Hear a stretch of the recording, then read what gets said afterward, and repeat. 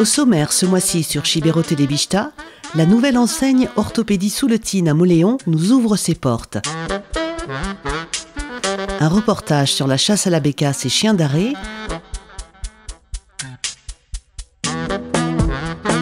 Enfin, l'histoire des Bohémiens au Pays Basque par Dominique Guépert et Philippe Etchegoyen.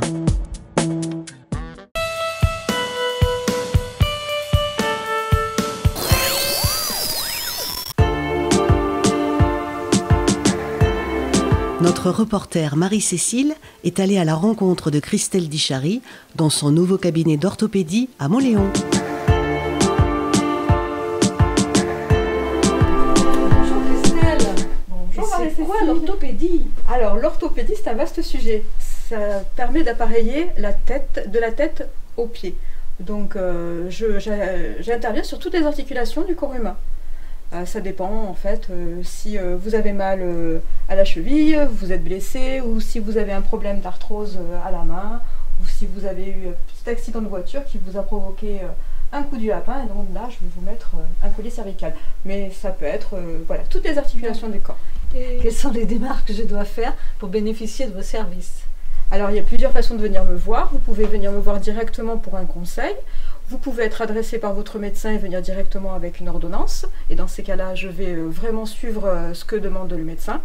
Et si vous venez pour un conseil, je peux faire un bilan podologique ou de votre pathologie en général. Et j'adresse après un compte-rendu au médecin qui le suivra ou ne le suivra pas avec des recommandations type radio, IRM, aller voir un ostéopathe, plutôt des séances de kiné. Voilà, ça peut être vraiment tout. C'est en fonction de la personne et de sa pathologie. D'accord. Alors Christelle, je vois un tas de produits dans l'entrée. Oui. Alors j'aimerais bien savoir comment fonctionnent tous ces produits. Est-ce que je peux les acheter moi-même? Comment ça se passe? Alors il y a quelques articles que je pourrais vous délivrer sans recommandation médicale, mais sinon tout est vendu sur recommandation médicale. Donc ça peut être par contre sur mesure. Alors donc là je vais faire un appareillage sur mesure à n'importe quelle articulation de votre corps, ou alors ça peut être un appareillage de série. La série, ce sont des articles qui sont déjà fabriqués en fait d'avance et qui ont des tailles standards. Donc voilà, si vous n'êtes pas dans la taille standard, je fabrique sur mesure. Voilà. Puisqu'on est dans la formation, Christelle, parlez-moi exactement donc, de votre formation qui vous a amené à cette installation. Alors oui, donc moi ça fait depuis 2009 que je connais l'orthopédie et j'ai toujours été passionnée par ce métier depuis et j'avais vraiment envie d'en faire mon métier. Donc j'ai fait une reconversion professionnelle il y a 3 ans. Et je suis partie pendant 18 mois faire ma formation d'orthopédiste à Mazamet. Et j'ai été diplômée, voilà. Donc je m'étais promis de revenir m'installer ici à Mauléon parce que j'avais vraiment vu qu'il y avait beaucoup de demandes. Les personnes étaient obligées d'aller à plus d'1 heure de route d'ici à Pau ou à Bayonne pour s'appareiller. Je trouvais ça dommage. Donc voilà, je m'étais fait cette promesse de revenir. Je suis revenue et je me suis installée ici dans cette ancienne pharmacie Pribat qui justement correspond exactement à ce que je cherchais pour mon installation. Mais voilà. Belle Christelle, je vois ce fauteuil d'examen, est-ce que je pourrais pas l'essayer? Eh ben, allez-y, je vous en prie. Asseyez-vous. Alors? Voilà, c'est pas trop, alors ne bougez pas, je vous... Voilà. Ah. Alors, donc, quand je reçois une personne, je vais fermer la porte pour garder l'intimité, parce que ça c'est très important. Et puis, je vais vous questionner. Ah ben oui. Donc, alors je vais en quitter une partie quand même. Donc voilà, je vais vous demander. Oui, je vous écoute. Qu'est-ce qui vous amène? Où avez-vous mal? Alors, eh bien écoutez, je ne sais pas si c'est dû à mon âge, mais je commence à avoir mal un peu au genou. D'accord. Et puis dans le dos. D'accord, très bien. Donc dans ces cas-là, je vais généralement faire ce qu'on appelle un bilan podologique. Parce que ce bilan podologique va me permettre de vraiment voir votre posture de la tête aux pieds. D'accord. Et de vous voir marcher en fait, parce que souvent on peut avoir mal au dos, mais ça peut venir d'un problème en fait de positionnement au niveau des pieds. D'accord. Et voilà, donc on fait souvent un lien entre différentes parties du corps. Donc bon, là évidemment vous êtes chaussures, mais normalement vous devriez avoir les chaussures enlevées, et je vous ferai quelques tests au niveau des pieds. Voilà. Ensuite, je vais venir ici et je vais en faire quelques tests au niveau des genoux. Donc, je vais regarder voilà. Je vais regarder si votre rotule, par exemple, roule bien. Donc là, je vois que vous n'avez pas d'arthrose au niveau du genou. Et puis, après, je vais vous faire soulever la jambe. Je vais vous demander si vous avez des douleurs ici à la patte d'eau, par exemple. Non, ça va, tout va bien? Non, tout va bien. Bon, ok, bah, tant mieux alors. Est-ce que vous avez des douleurs par ici, là? Ici. Un peu sur le côté? Un peu sur le côté, vous êtes sportive? Oui, je cours. Ah oui, voilà, bah, enfin généralement, voilà, là c'est une douleur qui est assez... pour les grands sportifs, c'est une douleur qu'on peut retrouver souvent quand on court, c'est ce qu'on appelle la tendinite du fascia lata, voilà. Et donc je remets votre genou, donc plusieurs tests possibles, voilà, là il faudrait que vous soyez déshabillés, donc évidemment on va faire semblant. Ce sera une prochaine fois. Mais voilà.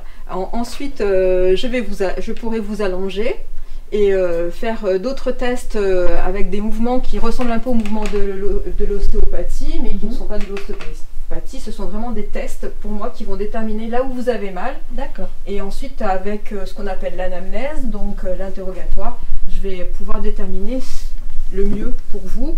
Est-ce que je continue le bilan et on part sur des semelles, ou est-ce que je regarde un petit peu plus votre dos et qu'on va peut-être aller sur une ceinture ou D'accord, ouais. des séances de kiné parce que vous avez en fait peut-être une fonte musculaire qui fait que vous avez un désordre au niveau des articulations.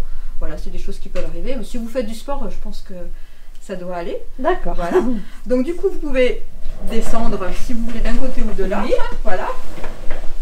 Et puis normalement, si on avait choisi de faire donc un bilan podologique au niveau des pieds, j'avais fait mes petits tests, je vous fais enlever les chaussures et je vous fais monter sur cette machine en fait. D'accord. Bon, voilà, qui nous permet en fait, c'est un podoscope et il est rétroéclairé et il va permettre de voir les empreintes des pieds, les pressions en fait dessous les pieds. Voilà. Là, donc on avance dans allez, je vous en prie, allez-y. Merci Christelle. Et là, donc, je suis où? Dans le bureau d'accueil, je suppose? Alors bah là, c'est mon petit coin bureau avec une salle un petit peu plus intime pour recevoir les personnes qui ont été opérées du sein pour pouvoir faire des essayages. D'accord. Voilà. Et puis ici, c'est la petite partie pour fabriquer les orthèses de main. On va faire du dessin. C'est très amusant l'orthopédie quand on fabrique les orthèses. Vous prenez les empreintes en fait. Voilà. Donc par exemple, si le médecin vous a fait une ordonnance, vous avez besoin d'une orthèse pour rhizarthrose au niveau de l'articulation du pouce de la main gauche. Voilà. Donc là, je vais m'amuser beaucoup. Oui. Je vais en fait faire le tour de votre main. Non, on va serrer les doigts. Ah bon, ça voilà. Voilà. Ça me permet en fait, lorsque je fais ça, ça me permet de découper de la matière. Je situe en fait les plis et ça va me permettre de calculer exactement la matière qu'il faut que je découpe. Donc ça fait des économies de matière. Voilà, vous pouvez enlever votre main. Puis encore, hop, je fais ça. Voilà. Je vais aller découper. Donc je découpe. Et bon, là elle est un petit peu grande, mais je découpe, voilà, là-dessus. D'accord, dans cette matière. Voilà, donc j'ai mon petit gabarit ici. Hop, je me mets comme ça. Je vais aller découper là, tac, tac, tac, comme ceci. Je vais prendre ce morceau, d'accord, et je vais le chauffer.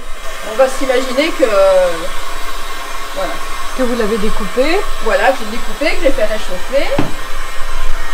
Donc vous voyez, ça se ramollit.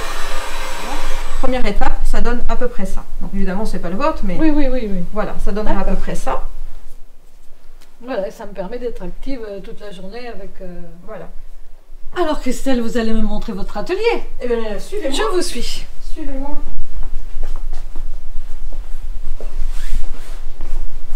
Voilà. Donc si quelqu'un à qui j'ai fait un bilan podologique a besoin de semelles, voilà. Donc un sous-bilan avec les empreintes de pied. Et je vais, sur les empreintes de pied, en fait, je vais déterminer quel élément je vais mettre. Donc, mettons que ce soit ces éléments-là que j'ai choisi de mettre sur la semelle. Je découpe la matière qui est là, et ici, je vais poncer.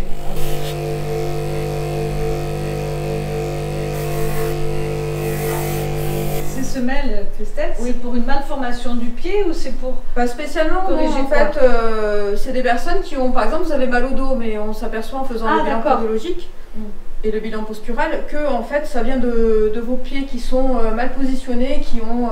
alors là par exemple ça c'est une semelle pour quelqu'un qui aurait un valgus de pied. Donc c'est des valgus de pied, ça veut dire que les pieds rentrent vers l'intérieur. Ça peut provoquer des douleurs au genou et ça peut provoquer des problèmes au dos. Les personnes sont souvent cambrées et donc du coup on va corriger en fait la posture de départ. Et tout le reste du corps va être corrigé. Et ça va, donc on va soulager des problèmes articulaires au genou, mais on peut aussi donc soulager des problèmes au dos jusqu'au cervical. D'accord. Voilà. Donc Christelle, après ces 8 mois d'ouverture, quels sont vos souhaits? Que les souletiens viennent me voir, c'est sûr. J'espère que ça va se savoir que je me suis installée et que les personnes, elles se déplaceront plus trop loin pour venir me voir et elles peuvent aussi m'appeler pour faire des visites à domicile. Donc en fait, j'évolue entre la Soule, la Haute-Soule, un petit peu le Béarn et un petit peu le Pays Basque à côté. Voilà, donc moi j'espère juste que les gens sachent que je suis là et que je suis là pour eux. Voilà, tout simplement. Eh bien moi, il ne me reste plus qu'à vous souhaiter tout le meilleur pour la suite. Merci, c'est gentil.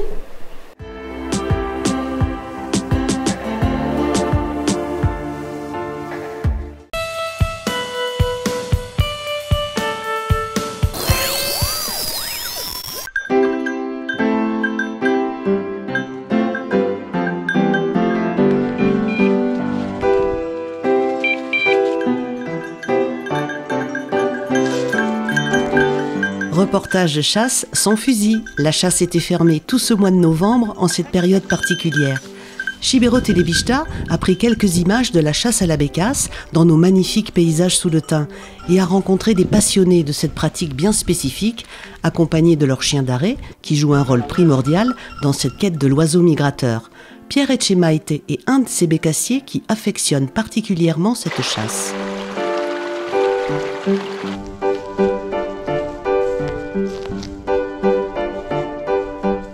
Mais la chasse à la bécasse, c'est une passion. Au départ, c'est une passion. C'est un partage avec le chien, parce que c'est très important le chien. Pour avoir un chien, 2 chiens. Et c'est une passion que j'ai découvert, moi, à l'âge de 15-16 ans, je pense. Donc, on part avec son chien, on se balade, et puis on regarde le chien, comment il a le nez, comment il a la tête, comment il a la course, tous ses mouvements, on regarde, on surveille. Et c'est une découverte, l'un découvre l'autre, je dirais, parce que tous les chiens sont différents, ça fait que plus on avance en âge de chasseur, si je peux dire, plus on découvre des façons de chasser, des façons de chiens de chasser, c'est vraiment un partage complet. Bon, cette année est un peu spéciale parce qu'avec le Covid, on n'a pas pu chasser, on n'avait pas le droit de chasser, donc j'en ai profité, j'ai troqué mon fusil pour mon portable. Et je me suis baladé. Et j'ai pris autant de passion. Parce que là, déjà, l'approche est différente. Parce qu'on n'a pas la peur de louper dès que le chien se met à l'arrêt. Donc on profite vraiment des moments, de tous ces moments où le chien s'arrête, s'approche, sent, coule, tout ça. C'est vraiment un très bon moment. On a l'adrénaline qui monte, les poils qui se hérissent. C'est magnifique. Mais il n'a pas toujours fait beau. Il ne fait pas toujours beau comme on l'a vu cet automne. Donc il y a des fois, écoutez, et c'est là peut-être les meilleurs moments pour la chasse, c'est quand le mauvais temps arrive, donc la migration est déclenchée, les oiseaux migrent pour aller vers le sud et tout ça. Donc des fois il pleut, mais c'est pas désagréable non plus parce que c'est toujours le partage avec le chien qui fait que cette passion nous dévore quelque part, quoi. Cette chasse diffère au fur et à mesure que la saison avance. Au début de saison, on va trouver ces oiseaux en lisière. Vous voyez, quand le passage est déclenché, il y a des tombées sur les lisières ici vers le haut de Odaisaki, comme ça. On a des tombées qui se font sur les crêtes, sur les hauts des forêts, tout ça. Et au cours de la saison, ces bécasses qui ont trouvé leur terrain pour un petit moment vont bouger, vont descendre. La météo va faire qu'elles vont aller dans les rigoles, qu'elles vont se protéger dans les endroits humides dès qu'il fera très chaud. Voilà, donc c'est tout un art à découvrir au fur et à mesure que la saison avance. L'art dans cette chasse, quelque part, c'est d'essayer d'avoir toujours un jeune chien qui apprend à chasser avec le vieux. Donc moi j'ai un chien, j'ai 2 chiens actuellement. L'ancien, il va faire 10 ans. Le jeune, voilà, il démarre. Hein. Il fait des pétios, comme on dit, hein. Mais c'est pas grave. Hein. On le corrige un peu, on lui explique, on essaie de l'amener doucement sur l'arrêt. Et quand ça déclenche, quand il a compris, quand ça a démarré, grâce au vieux, le top du top, c'est de voir les deux chiens sur un arrêt, sur le même oiseau. Une approche différente. Il y en a un qui va lâcher l'arrêt, qui va contourner l'oiseau, qui va venir dans l'autre sens. Voilà, c'est tout ça qu'il faut apprendre, découvrir. Et moi, je vous dis, depuis l'âge de 15 ans, je chasse ça et je découvre tout le temps, tous les ans, encore autre chose chez le chien. C'est vraiment génial d'avoir ces bêtes avec nous pour nous accompagner dans cette passion. Voilà, comme je disais tout à l'heure, il y a des chiens, il va être comme ça pendant un moment, un autre chien va être différent, un autre différent. Mais il y a quand même des personnes qui font un boulot fantastique là-dessus, des dresseurs. C'est magnifique, c'est joli à voir. Il y a un copain à nous tous là, Pierre Couillette qui fait ça, Pierre Couillette qui fait ça. Il a une tactique, bon, une technique plutôt, je dirais, c'est un peu tout le monde qui fait la même chose, mais c'est à découvrir, c'est à voir, c'est encore un autre art, voilà. L'art d'élever des chiens et les amener vers cette chasse, c'est quand même un sacré boulot. Pierre Couillette, installé à Gottany-Barinx, est éleveur de chiens et dresseur passionné, bien connu pour le dressage des chiens d'arrêt. Il nous éclaire sur le travail et les techniques de dressage de l'indispensable compagnon du bécassier. Voilà, j'ai toujours aimé particulièrement le setter anglais. Par conséquent, j'ai créé un affixe qui s'appelle l'élevage du pic d'Ory. Donc lors de mes nombreuses sorties à la bécasse, j'ai remarqué que beaucoup de chasseurs se plaignaient de leurs chiens, c'est-à-dire qu'ils avaient des jeunes chiens qui n'arrêtaient pas. Donc je me suis dit, bon, j'ai eu la chance de rencontrer pas mal de grands dresseurs professionnels et que j'ai passé pas mal de temps avec eux. Donc ils m'ont montré quelques ficelles de leur métier. Donc voilà, j'ai commencé à pratiquer un peu de dressage sur mes chiens. Alors le plus gros problème que les chasseurs rencontrent avec leurs chiens, c'est souvent un problème d'arrêt. Donc il faut savoir quand même que le chien d'arrêt a l'arrêt inné, mais bon, il faut mieux le travailler, c'est-à-dire que moi, je le mets plus souvent en présence, donc à l'aide de pigeons, cages d'envol, perdreaux. Cela me permet déjà de juger la qualité du chien, les qualités naturelles. Et à force de mettre le chien en présence, naturellement, le chien se met à arrêter. Déjà le problème d'arrêt. Après, il y a les chiens qui ne sont pas du tout obéissants. C'est-à-dire que voilà. Après, il y a les chiens qui prennent le poil. Bon, mais ça, c'est un vice qu'on peut faire passer facilement. Et ensuite, il y a les chiens qui font pas mal de bêtises dues à leur âge, attaquer les poules, courir derrière les autres chiens. Voilà. Quelques problèmes de comportement, voilà, que j'essaye de résoudre du mieux que je peux. Je pars du principe qu'à chaque problème, il y a une solution, avec plus ou moins de temps passé. Il faut savoir que quand même, ce n'est pas parce qu'on le met chez un dresseur que le chien va devenir meilleur. C'est-à-dire que le chien quand même a des qualités naturelles que là, le dresseur ne peut rien faire. C'est-à-dire qu'il y a des chiens comme les personnes plus douées que d'autres. Donc à partir de là, voilà. Donc il y a des chiens qui comprennent à 10 mois, il y a des chiens qui comprennent à 20 mois. Voilà. Donc il ne faut pas être non plus très pressé. Alors là, on vient de m'amener un chien qui a fait un début de saison. C'est un jeune chien de 10 mois à peu près. Donc son propriétaire m'a dit qu'il faisait voler beaucoup de bécasses. Donc il me l'a amené. Donc voilà, j'ai remarqué en lâchant quelques pigeons que ce chien avait quand même une grosse passion. Donc maintenant, il fallait lui faire comprendre que voilà, le but n'était pas de courir derrière l'oiseau, mais c'était qu'il arrête l'oiseau et que ce n'était pas lui qui décide de le faire voler, mais que c'était son maître. Au bout de quelques sorties, d'un coup, le chien a pris une émanation. On a remarqué dans sa quête, hop, un petit arrêt, puis a été jusqu'à faire voler. Bon, je dis à son propriétaire, on est en bonne voie. Donc c'est des bons signes, c'est-à-dire que quand même le chien se sert de son nez. Et donc, il a l'instinct d'arrêt. Maintenant, il va falloir travailler la fermeté d'arrêt. Donc, suite à ça, nous avons fait le même exercice, nous avons posé un pigeon, mais nous avons rajouté au chien une longe. Et dès que le chien, nous avons vu qu'il a pris l'émanation, c'est-à-dire qu'il s'est ralenti, qu'il a ralenti sa quête, qu'il s'est positionné à bon vent face à l'oiseau, il s'est arrêté. Et à ce moment-là, je l'ai retenu d'aller vers l'oiseau, tout en le réconfortant, le caressant, lui disant c'est bien.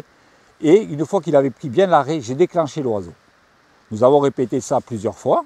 Et au bout d'un moment, le chien, naturellement, a arrêté et est resté à l'arrêt jusqu'à ce que son maître vienne le caresser, le féliciter. Et ensuite, suite à ça, son maître lui a tué l'oiseau, donc il a compris pourquoi il a arrêté. C'est-à-dire qu'il faut comprendre au chien pourquoi il doit arrêter. C'est-à-dire que le but du chien, c'est d'attraper l'oiseau. Mais il ne sait pas comment faire. Donc maintenant, il faut qu'il se rende compte, quand il est à l'arrêt, son maître vient servir l'oiseau, c'est-à-dire le prélever, le tuer, et le chien peut le saisir. Et donc, c'est la récompense du chien. Voilà. J'ai un élevage donc, de cet aringue-là, mon amphixe. Petit à petit, je me suis fait une certaine clientèle, des clients qui sont devenus plutôt des amis. Donc voilà, donc, ils m'appellent souvent pour savoir si j'ai des chiots, si j'ai des jeunes chiens débourrés. Donc à partir de là, voilà, donc moi j'ai la chance d'avoir un métier qui me laisse pas mal de temps. Donc je passe beaucoup de temps, c'est un métier passionnant. Et c'est un métier qui prend beaucoup de temps, mais c'est un métier passionnant quand on part d'un chiot de 2 mois et que l'on amène à l'arrêt sur une bécasse. Il n'y a rien de plus valorisant pour un éleveur. C'est-à-dire que son travail sur la génétique des chiens, sa passion est récompensé. Voilà.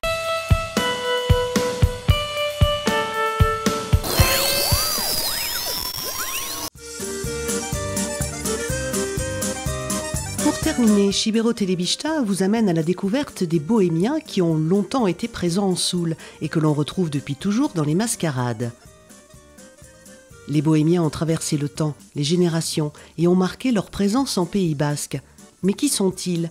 Nous partons faire leur connaissance avec Dominique Eper et Philippe Etchegoyen.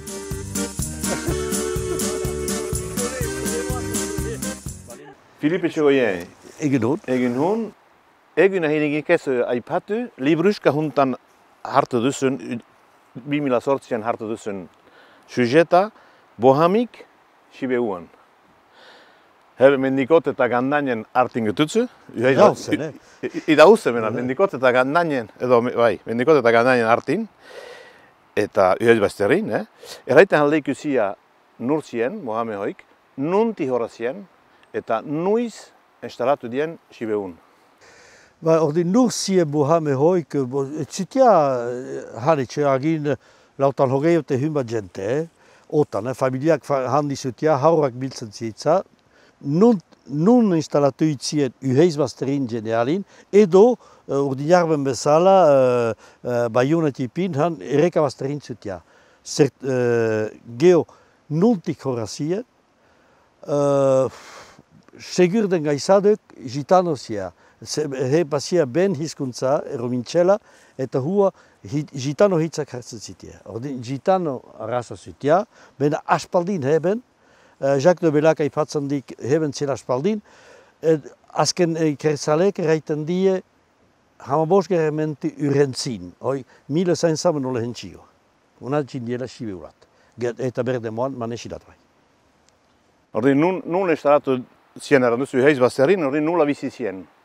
Uheiz bazterrin zutia, edo erreka bazterretan uheiz kantin, zertako, bazia uheitzan beharra, lehenik zai egiteko, zai atxaltzen zitia, sumi ebiltzen zia zai egiteko, geho bazia, eta hua zire beneoik hobena, aizutia arantzun, mena arantzun eskuk eta halde bezala batek odo javel eta dinamita zer hartzen zia. Mene zutia beak, besteke hale egiten zia peti hartzen, mene eskuka, bai generalin. Gomendatzen heien, komunian gautentak erraiten heien, behernik ekon amest arain, eta karten zitia arainuk. Saltzea.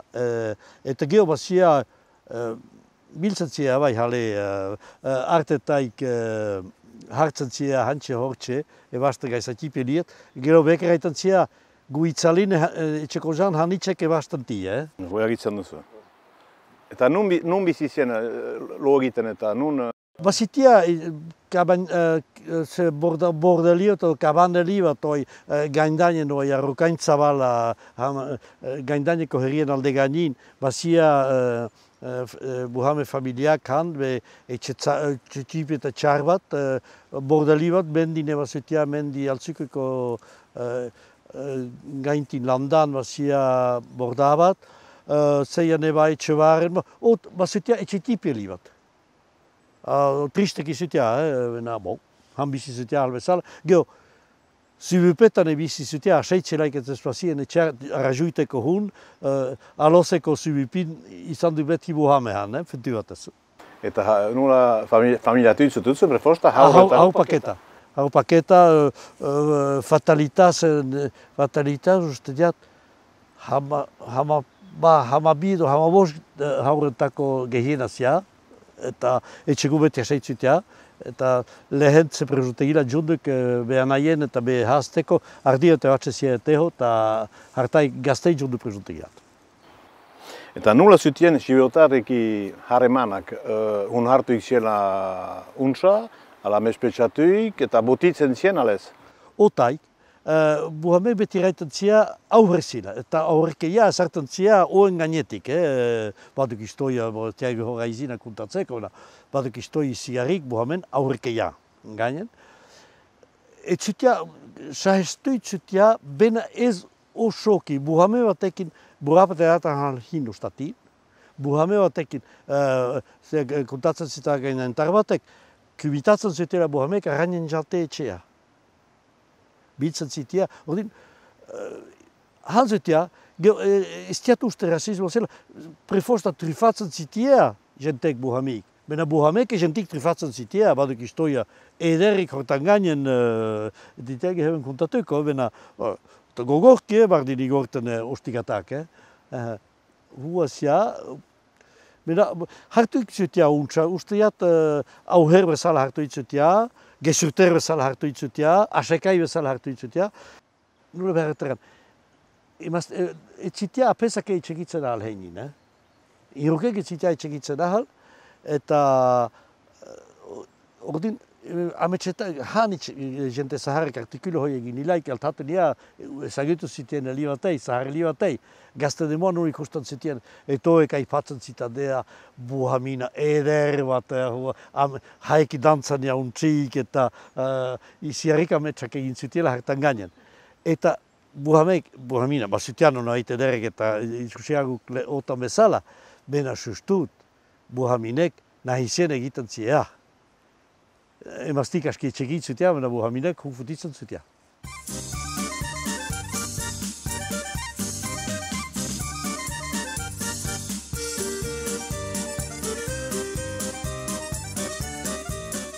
Nula buhamegoa galduz den, eta nula botitu dien beste populazioni haiki nula gitu den. Nuiz eta nula, eta zer korta ekarritu? Mila behatzarte heutan hogo eta artino, buhamik herrietan ebildat zutia, buhamegoa txikitzen zia, beti bardin asekai zutia, beti bardin arantzale zutia, eta bambez utzi die buhamegoa, zertako eraiten zia buhamek lehenik alokazionik familiara jindielaik, behar zia ataleian ailanin. Eta hartakoz eraiten zia arantzukak ekartan zeila ataleako lana pezain beste soz, bera alokazionik etxea hunkitzen eta behitzin haur hanitz, alokazionik erbenio gaitza zutia. Utzi die hartako, ben ustea beste arrazuike bazen. Et zutia habo belekin, Sibeuko errandezagun herriartetan bizitze berriot horazia. Bizitze modela kambiatu duzu eta ez izi habolekuik. Arantzuka utzizuk, gardu pesak hantzutia gehu eta habo, etzutia habo fida gardu pesan huilatit hokitzea, egiten zia lehemen, etzutia habo fida eta Ez izin habo azamaiten lehen izagutu dien libertate hua. Etxea habo, finizia. Eta ordin, atalean txartutuk, eta handik aitzina prefosta, etzutea aseik isuita da atalea alat, eta hartu die besten bizitzeko moldia. Eta urentzeko, ze itxua utzi die, edo ze hesa utzi die, eta usen zuten duzu nurbaitentako hoi ze bohamia den, horren ze itxua utzi die? Sibeoko herrietan bazia belekia. Bazia, etxeko jan handetek eta buhameta, bazitea hor hola eskeleka zutia, etxeko jaunak, etxe zadiak, remutsak, eta buhamik. Eta buhamik bazia ben lana, amoiran hesten zutia, eta berrik emaiten zitia.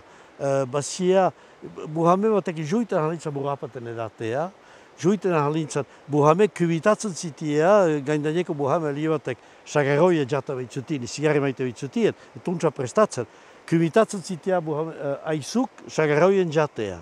Odin, hantzutia, bazia belekia apartzutia, bena herritan zutia. Hartako duk, enukal osoki ados eraiten delaik rasismo bat zela, rasismo padik beste zeik.